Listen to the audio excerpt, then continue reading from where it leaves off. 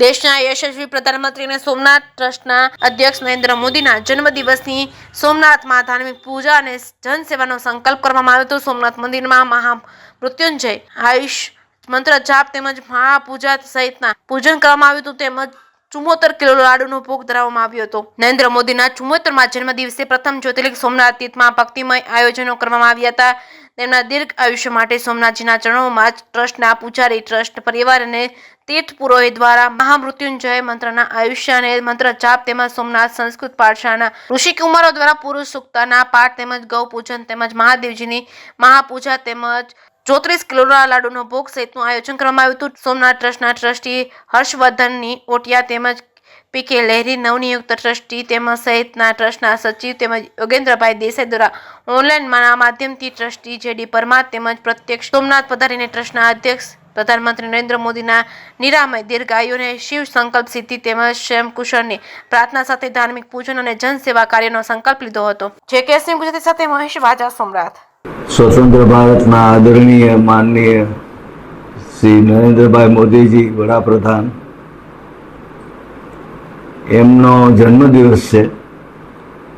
आज माननीय श्री वडाप्रधान नरेंद्रभाई मोदी 74 वर्ष पूरा करे छे અને 75મા વર્ષમાં પ્રવેશ કરે છે। તેઓને શ્રી સોમનાથ ટ્રસ્ટ વતી અમારા સૌ કર્મચારી વતી અને સૌ ટ્રસ્ટીઓ વતી હું એમને અભિનંદન પાઠવું છું। તેઓને લાંબુ આયુષ્ય મળે, એઓનું સ્વાસ્થ્ય બરાબર જળવાઈ રહે અને એ ભગવાન સોમનાથની કૃપાથી આખા ભારતની સેવા કરતા રહે।